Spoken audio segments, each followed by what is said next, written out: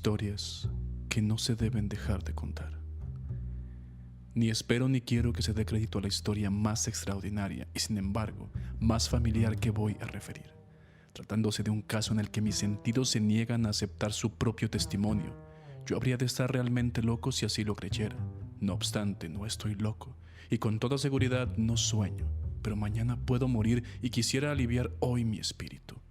Mi inmediato deseo es mostrar al mundo clara, concretamente y sin comentarios, una serie de simples acontecimientos domésticos que, por sus consecuencias, me han aterrorizado, torturado y anonadado. A pesar de todo, no trataré de esclarecerlos. A mí casi no me han producido otro sentimiento que el del horror, pero a muchas personas les parecieran menos terribles que insólitos. Tal vez más tarde haya una inteligencia que reduzca mi fantasma al estado de lugar común, alguna inteligencia más serena, más lógica y mucho menos excitable que la mía. Encontrará tan solo en las circunstancias que relato con terror una serie normal de causas y de efectos naturalísimos. La docilidad humana de mi carácter sorprendieron desde mi infancia. Tan notable era la ternura de mi corazón que había hecho de mí el juguete de mis amigos. Sentía una auténtica pasión por los animales y mis padres me permitieron poseer una gran variedad de favoritos. Casi todo el tiempo lo pasaba con ellos y nunca me consideré tan feliz como cuando les daba de comer o los acariciaba. Con los años aumentó esa particularidad de mi carácter y cuando fui hombre hice de ella una de mis principales fuentes de goce.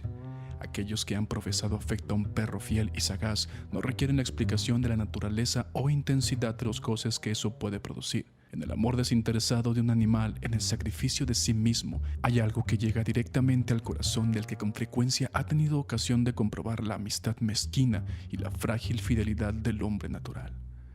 Me casé joven. Tuve la suerte de descubrir en mi mujer una disposición semejante a la mía.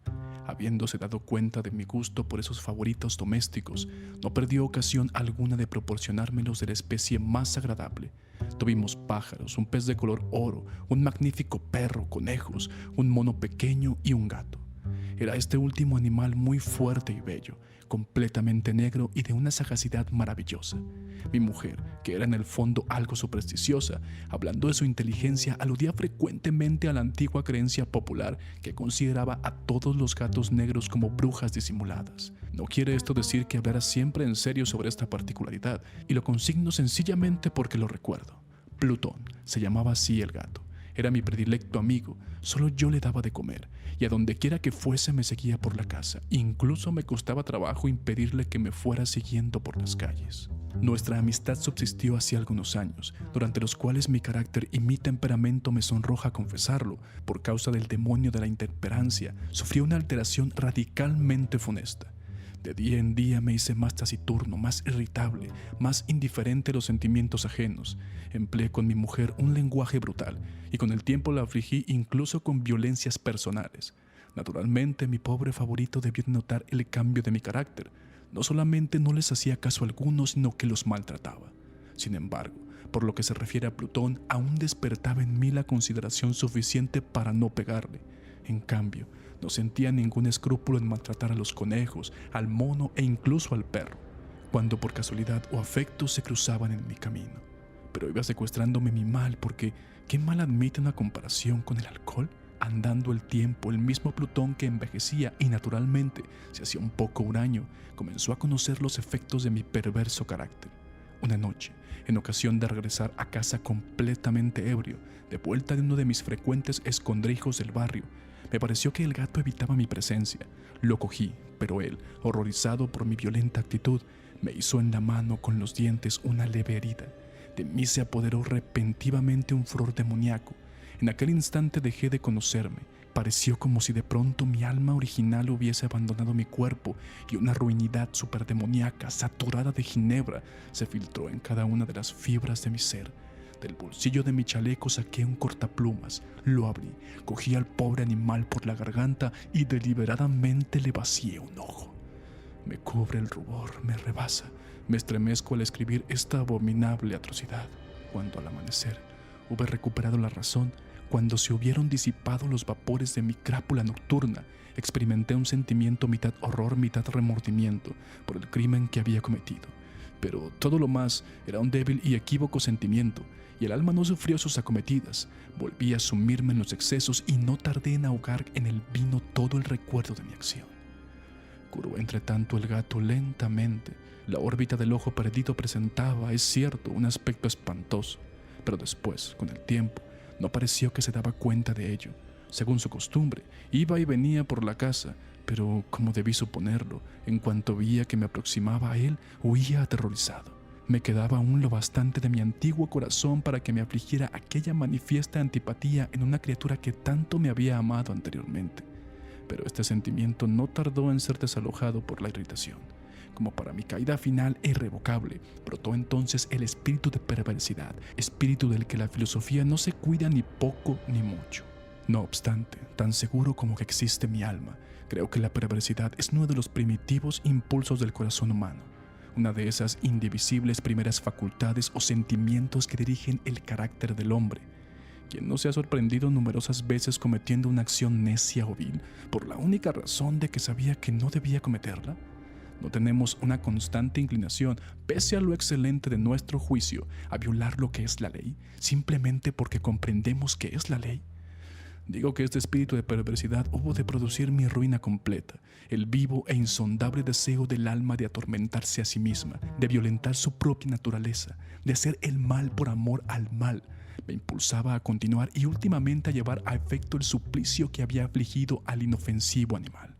Una mañana, a sangre fría, ceñí un nudo enredizo en torno a su cuello y lo ahorqué con la rama de un árbol. Lo ahorqué con mis ojos llenos de lágrimas, con el corazón desbordante del más amargo remordimiento. Lo ahorqué porque sabía que él me había amado y porque reconocía que no me había dado motivo alguno para encolerizarme con él. Lo ahorqué porque sabía que al hacerlo cometía un pecado mortal que comprometía a mi alma inmortal hasta el punto de colocarla, si eso fuera posible, lejos incluso de la misericordia infinita del muy terrible y misericordioso Dios. En la noche siguiente, el día en que fue cometida una acción tan cruel, me despertó del sueño el grito de ¡fuego! ¡Fuego! Ardían las cortinas de mi lecho. La casa era una gran hoguera. No sin grandes dificultades, mi mujer, un criado y yo logramos escapar del incendio. La destrucción fue total. Quedé arruinado y me entregué desde entonces a la desesperación. No intento establecer relación alguna entre causa y efecto con respecto a la atrocidad y el desastre. Estoy por encima de tal debilidad, pero me limito a dar cuenta de una cadena de hechos y no quiero omitir el menor eslabón. Visité las ruinas al día siguiente del incendio, excepto una. Todas las paredes se habían derrumbado. Esta sola excepción la constituía un delgado tabique interior, situado casi en la mitad de la casa, contra el que se apoyaba la cabecera de mi lecho. Allí la fábrica había resistido en gran parte a la acción del fuego, hecho que atribuí a haber sido renovada recientemente. En torno a aquella pared se congregaba la multitud y numerosas personas examinaban una parte del muro con atención viva y minuciosa. Excitaron mi curiosidad las palabras extraño, singular y otras expresiones parecidas. Me acerqué y vi, a modo de un bajorrelieve esculpido sobre la blanda superficie, la figura de un gigantesco gato. La imagen estaba copiada con una exactitud realmente maravillosa. Rodeaba el cuello del animal una cuerda.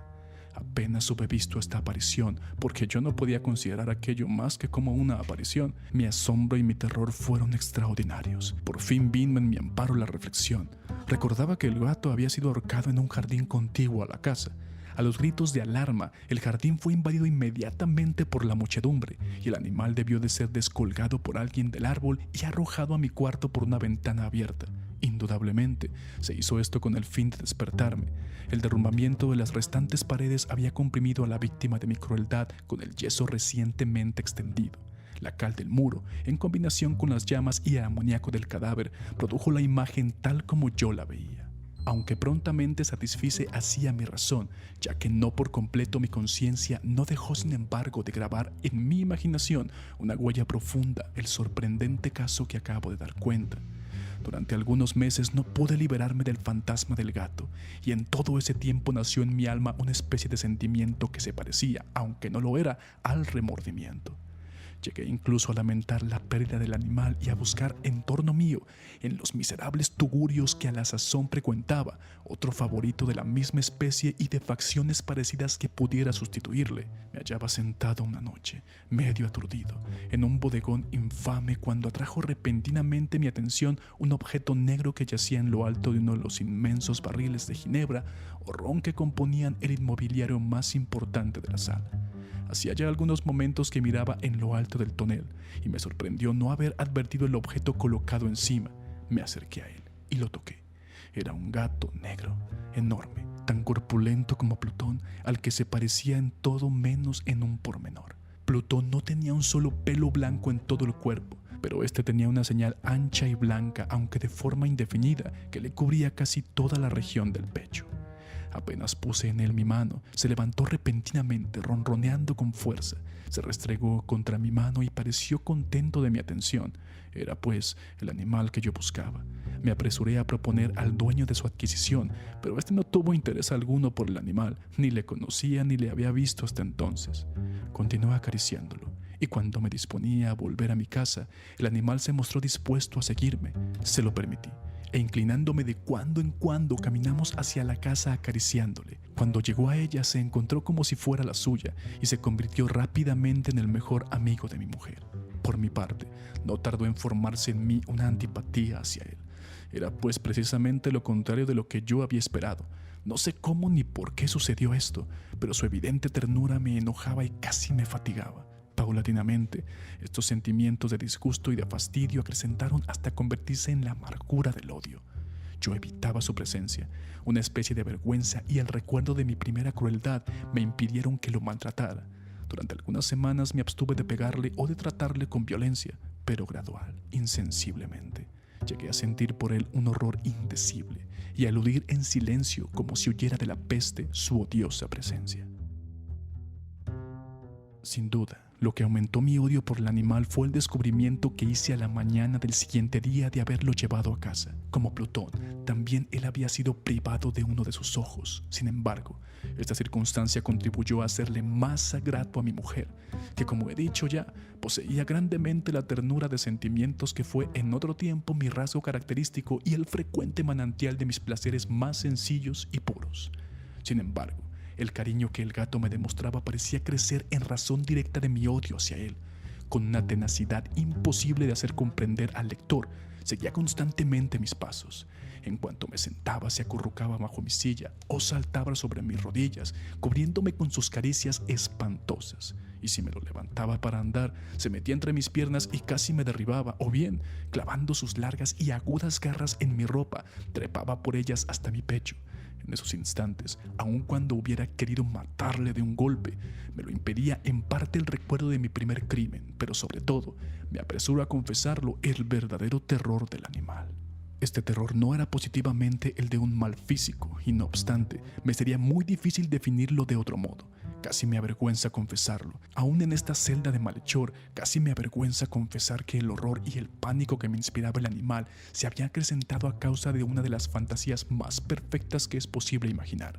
Mi mujer, no pocas veces, había llamado mi atención con respecto al carácter de la mancha blanca de que he hablado y que constituía la única diferencia perceptible entre el animal extraño y aquel que había matado yo.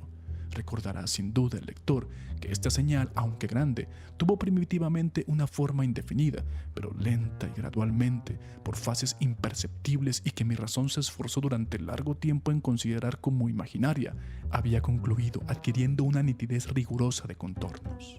En ese momento era la imagen de un objeto que me hace temblar nombrarlo. Era, sobre todo, lo que me hacía mirarle como a un monstruo de horror y repugnancia, y lo que si me hubiera atrevido me hubiese impulsado a librarme de él. Era ahora, digo, la imagen de una cosa abominable y siniestra, la imagen de la horca. Oh, lúgubre y terrible máquina, máquina de espanto y crimen, de muerte y agonía. Yo era entonces, en verdad, un miserable, más allá de la miseria posible de la humanidad, una bestia bruta, cuyo hermano fue aniquilado por mí con desprecio. Una bestia bruta engendraba en mí, hombre formado a imagen del Altísimo, tan grande e intolerable infortunio. Ni de día ni de noche conocía yo la paz del descanso, ni un solo instante durante el día me dejaba el animal, y de noche, a cada momento, cuando salía de mis sueños lleno de indefinible angustia, era tan solo para sentir el aliento tibio de la cosa sobre mi rostro y su enorme peso, encarnación de una pesadilla que yo no podía separar de mí y que parecía eternamente posada en mi corazón. Bajo tales tormentos sucumbió lo poco que había de bueno en mí. Infames pensamientos se convirtieron en mis íntimos, los más sombríos, los más infames de todos los pensamientos. La tristeza de mi humor de costumbre se acrecentó hasta hacerme aborrecer a todas las cosas y a la humanidad entera. Mi mujer, sin embargo, no se quejaba nunca. Era mi paño de lágrimas de siempre, la más paciente víctima de las repentinas, frecuentes e indominables expansiones de una furia a la que ciegamente me abandoné desde entonces. Para un quehacer doméstico me acompañó un día al sótano de un viejo edificio en el que nos obligaba a vivir nuestra pobreza. Por los agudos peldaños de la escalera me seguía el gato, y habiéndome hecho tropezar de cabeza, me exasperó hasta la locura, apoderándome de un hacha y olvidando en mi furor el espanto pueril que había detenido hasta entonces mi mano, dirigí un golpe al animal, que había sido mortal y si lo hubiese alcanzado como quería, pero la mano de mi mujer detuvo el golpe. Una rabia más que diabólica me produjo esa intervención. Liberé mi brazo del obstáculo que lo detenía y le hundí en ella el hacha en el cráneo. Mi mujer cayó muerta instantáneamente, sin hablar, sin exhalar siquiera un gemido. Realizando el horrible asesinato, inmediata y resueltamente procuré esconder el cuerpo. Me di cuenta de que no podía hacerlo desaparecer de la casa ni de día ni de noche, sin correr el riesgo de que se enteraran los vecinos. Asaltaron mi mente varios proyectos. Pensé por un instante en fragmentar el cadáver y arrojar al suelo los pedazos. Resolví después cavar una fosa en el piso de la cueva. Luego pensé arrojarlo al pozo del jardín. Cambié la idea y decidí embalarlo en un cajón, como una mercancía, en la forma de costumbre y encargar a un mandadero que se lo llevase de casa. Pero por último, me detuve ante un proyecto que consideré el más factible. Me decidí, pues, a emparedarlo en el sótano, como se dice que hacían en la Edad Media los monjes con sus víctimas. La cueva parecía estar construida a propósito para semejante proyecto, y no hacía mucho tiempo habían sido cubiertos en toda su extensión por una capa de yeso que no dejó endurecer la humedad. Por otra parte, había una saliente en uno de los muros, producido por una chimenea artificial o especie de hogar que quedó luego tapado y dispuesto de la misma forma que el resto del sótano. No dudé que me sería fácil quitar los ladrillos de aquel sitio, colocar el cadáver y emparedarlo del mismo modo, de forma que ninguna mirada pudiese descubrir nada sospechoso. No me engañó mi cálculo. Ayudado por una palanca, separé sin dificultad los ladrillos y habiendo luego aplicado cuidadosamente el cuerpo contra la pared interior, lo sostuve en esta postura hasta poder restablecer sin gran esfuerzo toda la fábrica en su estado primitivo, con todas las precauciones imaginables. Me procuré una argamasa de cal y arena, preparé una capa que no podía distinguirse de la primitiva y cubrí escrupulosamente con ella al nuevo tabique. Cuando terminé, vi que todo había resultado perfecto. La pared no presentaba la más leve señal de arreglo. Con el mayor cuidado barrí el suelo y recogí los escombros. Miré triunfalmente en torno mío y me dije, por lo menos aquí, mi trabajo no ha sido infructuoso. Mi primera idea, entonces, fue buscar al animal que había sido el causante de tan tremenda desgracia, porque al fin había resuelto matarlo. Si en aquel momento hubiera podido encontrarle, nada hubiese evitado su destino, pero parecía que el artificioso animal, ante la violencia de mi cólera, habíase alarmado y procuraba no presentarse ante mí desafiando mi mal humor. Imposible describir o imaginar la intensa, la apacible sensación de alivio que trajo a mi corazón la ausencia de la detestable criatura. En toda la noche no se presentó, y esta fue la primera que gocé desde su entrada a la casa, durmiendo tranquila y profundamente. Sí, dormí con el peso de aquel asesinato en mi alma. Transcurrieron el segundo y el tercer día. Mi verdugo no vino. Sin embargo, como un hombre libre, respiré una vez más. En su terror, el monstruo había abandonado para siempre aquellos lugares. Ya no volvería a verle nunca. Mi dicha era infinita. Me inquietaba muy poco la criminalidad de mi tenebrosa acción. Se hincó una especie de sumario que apuró poco las averiguaciones. También se dispuso un reconocimiento, pero naturalmente nada podía descubrirse. Ya daba por asegurada mi felicidad futura. Al cuarto día, después de haberse cometido el asesinato, se presentó inopinadamente en mi casa un grupo de agentes de policía y procedió de nuevo a una rigurosa investigación del local. Sin embargo, confiado en lo impenetrable del escondite, no experimenté ninguna turbación. Los agentes quisieron que les acompañase en sus pesquisas. Fue explorando hasta el último rincón. Por tercera o cuarta vez bajaron por último a la cueva. No me alteré lo más mínimo. Como el de un hombre que reposa en la inocencia, mi corazón latía pacíficamente. Recorrí el sótano de punta a punta. Crucé los brazos sobre el pecho y me pasé indiferente de un lado a otro. Plenamente satisfecha, la policía se dispuso a abandonar la casa. Era demasiado intenso el júbilo de mi corazón para que pudiera reprimirlo. Sentía la viva necesidad de decir una palabra tan solo, a modo de triunfo, y hacer doblemente evidente su convicción con respecto a mi inocencia. «Señores», dije por último, cuando los agentes subían la escalera, «es para mí una gran satisfacción haber desvanecido sus sospechas. Deseo a todos ustedes una muy buena salud y un poco más de cortesía. Dicho sea de paso, señores, tienen ustedes aquí una casa muy bien construida». Apenas sabía lo que hablaba en mi furioso deseo de decir algo con aire deliberado.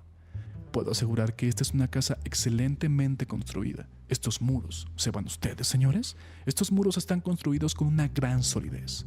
Entonces, por una fanfarronada frenética, golpeé con fuerza, con un bastón que tenía en la mano en ese momento, precisamente sobre la pared del tabique tras el cual yacía la esposa de mi corazón. Que por lo menos Dios me proteja y me libre de las garras del archidemonio. Apenas se hubo hundido en el silencio el eco de mis golpes, me respondió una voz desde el fondo de la tumba.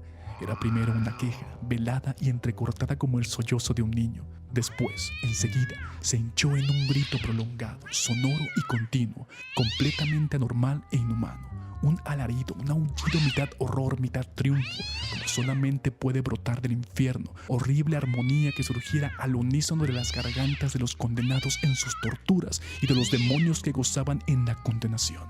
Sería una locura expresaros mis pensamientos. Me sentí desfallecer y tambaleándome caí contra la pared opuesta. Durante un instante se detuvieron en los escalones los agentes. El terror los había dejado atónitos. Un momento después, 12 brazos robustos atacaron la pared, que cayó a tierra de un golpe.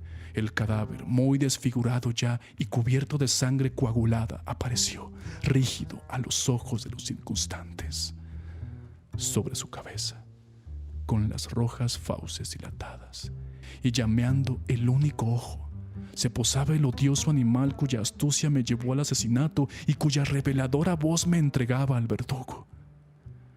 Yo había emparedado al monstruo en la tumba.